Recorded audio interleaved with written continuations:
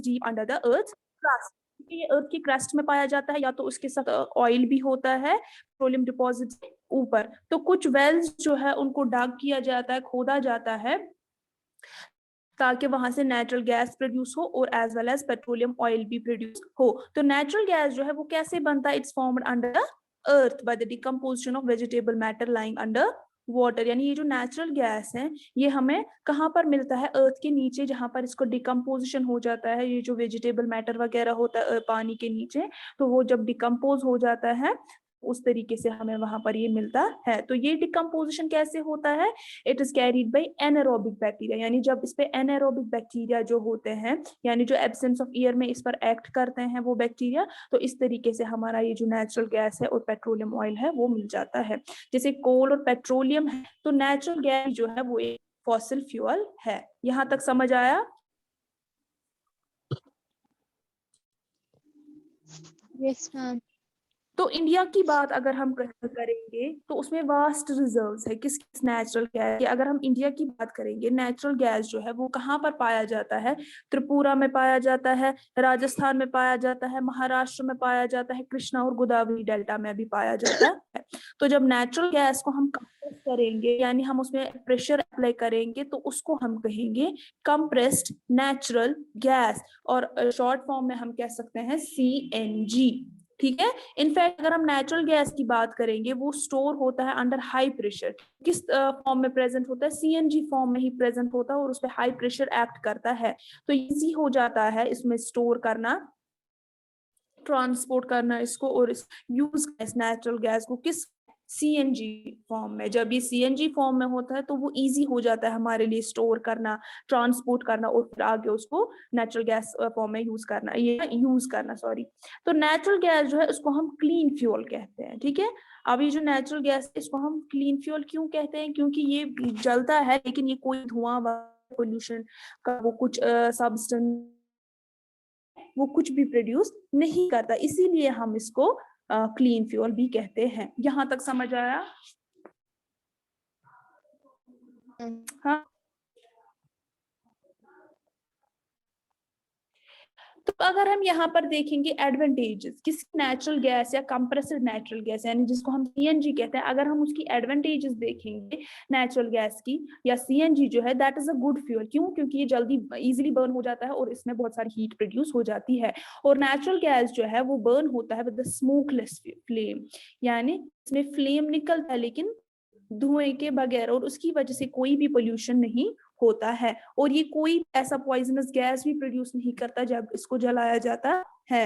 और natural gas जो है ये कोई भी सॉलिड रेजिड्यू अपने छोड़ जाता जब इसको बर्न किया जाता है। तो नेचुरल गैस जो है वो एक क्लीन फ्यूल है अगर हम दूसरे फॉसिल फ्यूल्स की बात करेंगे। ठीक है। यानी जो कोल है, पेट्रोलियम, उससे ये ना क्लीनर कौन है? उससे क्लीनर है यही नेचुरल गैस।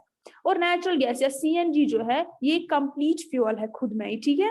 और इसको हम डायरेक्टली यूज कर सकते हैं, यानी इसको किसी चीज से एक्सट्रैक्ट नहीं किया जाता, ये खुद से ही एक कंप्लीट फ्यूल है।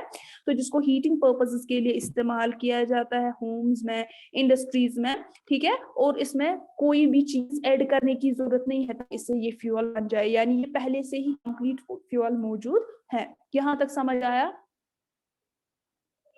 और एक और बड़ी एडवांटेजेस नेचुरल गैस की ये है कि ये हम सप्लाई कर सकते हैं घरों में, फैक्ट्रीज में, एक अंडरग्राउंड पाइप्स के थ्रू एक नेटवर्क जैसा बन जाता है अंडरग्राउंड पाइप्स का। इससे क्या होता है? एडिशनल स्टोरेज और ट्रांसपोर्ट वगैरह का जो खर्चा है या बाकी चीजें जो है स्टोरेज वगैरह वो उससे नहीं होती है, उनसे वो एलिमिनेट ही हो जाते हैं। तो इस नेटवर्क, ये जो पाइपलाइन का नेटवर्क होता है इस नेचुरल गैस का, ये कहाँ पर पाया जाता है? इंडिया में गुजरात में पाया जाता है, और कुछ पार्ट्स है दिल्ली के वहां पर पाया जाता है, और कुछ ऐसी जगह है जहां पर ये नेटवर्क पाया जाता है जिसके थ्रू हम ये ट्रांसपोर्ट कर सकते हैं घरों तक और फैक्ट्रीज। समझ आया यहाँ तक? ये थी कुछ इसकी एडवांटेजेस। अब अगर हम इसके यूजेस के बारे में बात करें, यूजेस ऑफ नेचुरल गैस और CNG, तो नेचुरल गैस जो है इसको हम as a domestic and industrial fuel use करते हैं। क्या करते हैं? एज अ डोमेस्टिक और इंडस्ट्रियल फ्यूल यूज करते हैं। इसी तरह नेचुरल गैस जो है इसको हम फ्यूल यूज करते हैं in thermal power stations for generating electricity, यानी इलेक्ट्रिसिटी प्रोड्यूस करने के लिए ये जो नेचुरल गैस है इसको हम थर्मल पावर स्टेशंस में एज अ फ्यूल यूज करते हैं।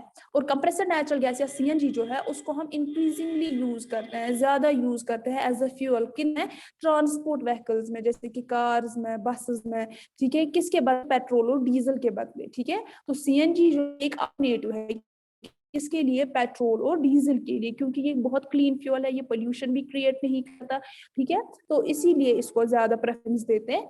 और इनफैक्ट अगर हम सीएनजी देखेंगे वो यूज होता है बड़े व्हीकल्स में इन दिनों, ठीक है, यानी आज के टाइम पर ये बहुत ज्यादा यूज होता है ताकि एयर पोल्यूशन जो सिटीज में, बड़े बड़े शहरों में हो चुका है उसको मिनिमाइज किया जाए, इसको रिड्यूस किया जाए, ठीक है।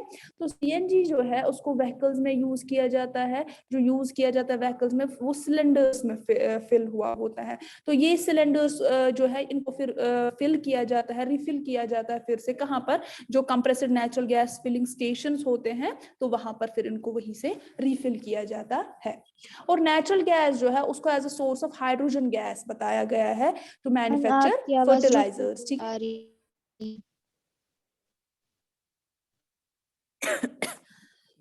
नेचुरल गैस जो है उसको as a source of hydrogen gas use किया जाता है, क्यों, ताकि फर्टिलाइजर जो मैन्युफैक्चर होते हैं उसके लिए। तो जब नेचुरल गैस को हीट किया जाता है स्ट्रांगली, तो मीथेन जो प्रेजेंट होता है उसमें वो डिकम्पोज होता है to form carbon and hydrogen, ठीक है। यानी जब नेचुरल गैस को हीट किया जाता है बहुत तेजी से, ठीक है, तो मीथेन जो उसमें प्रेजेंट होता है वही डिकम्पोज हो जाता है किसमें, कार्बन और हाइड्रोजन में। तो उसके बाद वही हाइड्रोजन यूज किया जाता है फर्टिलाइजर्स को मैन्युफैक्चर करने के लिए। यहां तक समझ आया नेचुरल गैस को मैन्युफैक्चरिंग में कैसे यूज किया जाता है?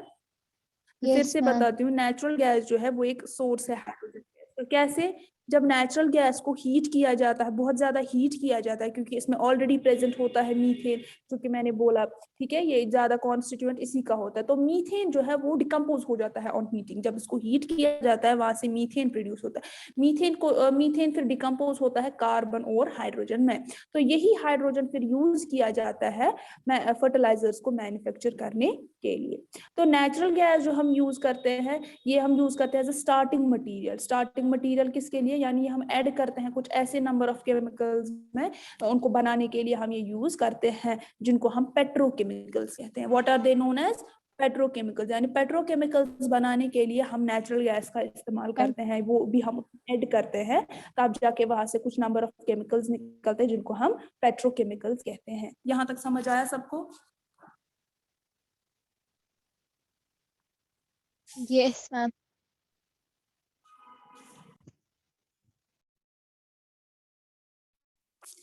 उसके बाद यहाँ पर एक और टॉपिक आता है, दैट इज पेट्रोकेमिकल्स। पेट्रोकेमिकल्स हम किसको कहते हैं, ठीक है।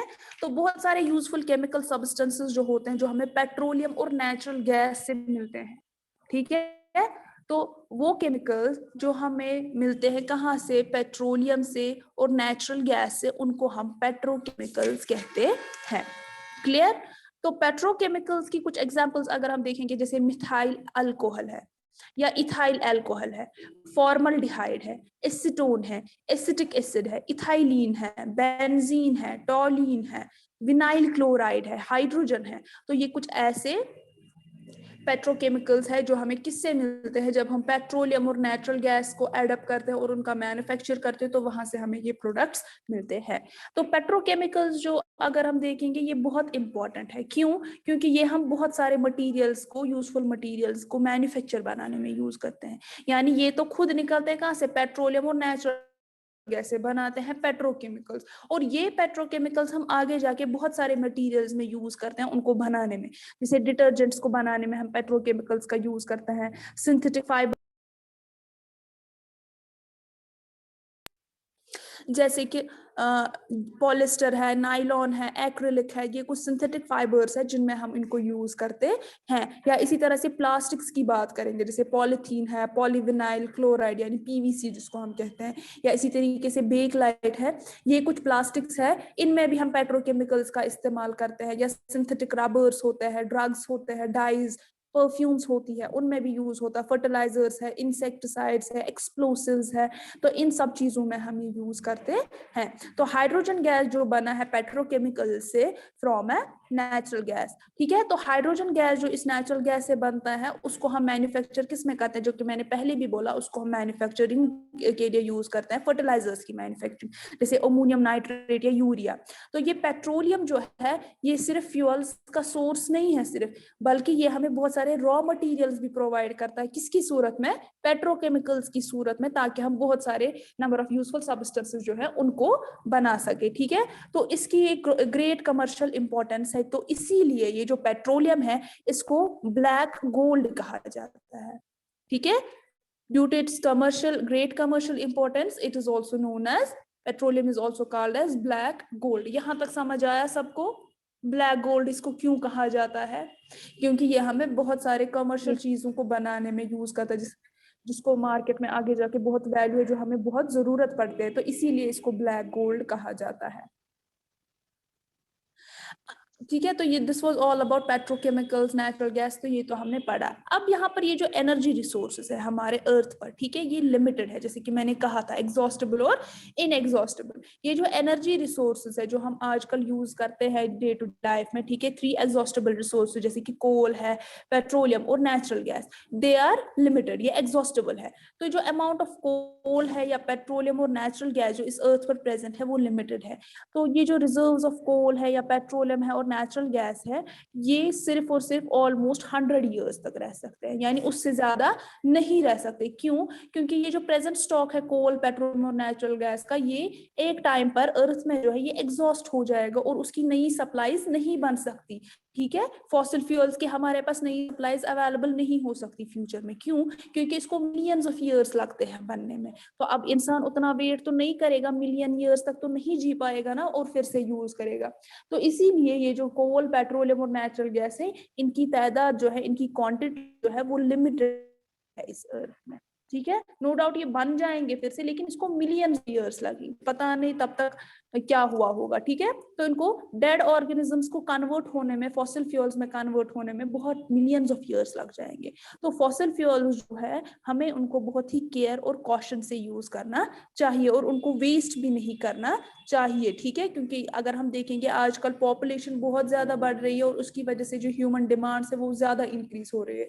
तो जब ह्यूमन डिमांड्स इंक्रीज हो जाएंगी तो ऑब्वियसली ये जो कोल, पेट्रोलियम और नेचुरल गैस है, फॉसिल फ्यूल्स है, इनकी डिमांड भी ऑब्वियसली बढ़ जाएगी। तो एट अ टाइम, मतलब एक टाइम आ जाएगा ऐसा कि वहां पर कुछ नहीं बचेगा, ठीक है।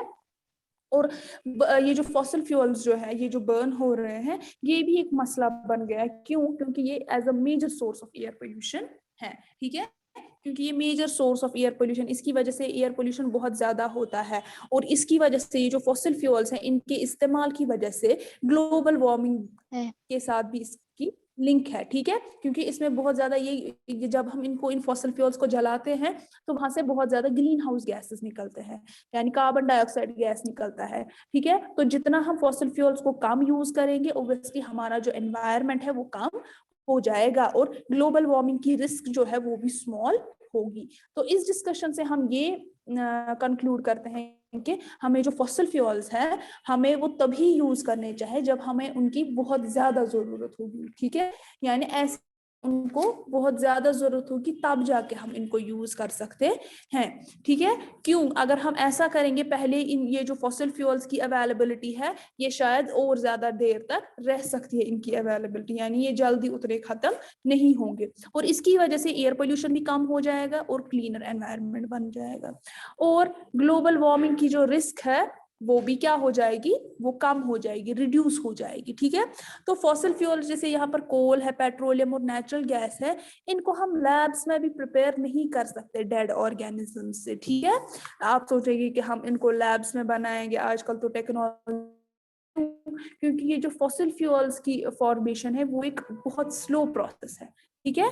तो इस वजह से हम इनको, जैसे कि मैंने पहले भी कहा था, इसको मिलियंस ऑफ ईयर्स लगेंगे। तो अब इंसान मिलियन ऑफ ईयर तक तो नहीं सकता ना कि लैब में इसका वेट करेगा कब बन जाएगा, तो इसीलिए इसको बहुत टाइम लगता है और वो कंडीशंस वहां पर नहीं होती है लैब में जिस तरीके से ये वहां पर बना सकते हैं। तो इसीलिए ये नेचुरल प्रोसेस है, ये मिलियंस ऑफ ईयर्स लगाता है, बहुत टाइम लगाता है, तो इस वजह से हम इनको ही कर सकते।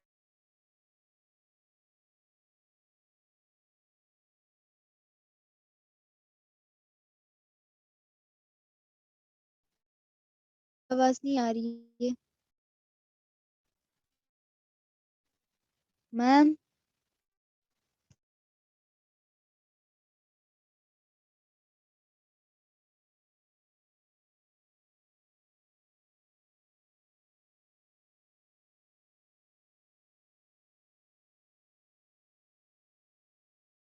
मैम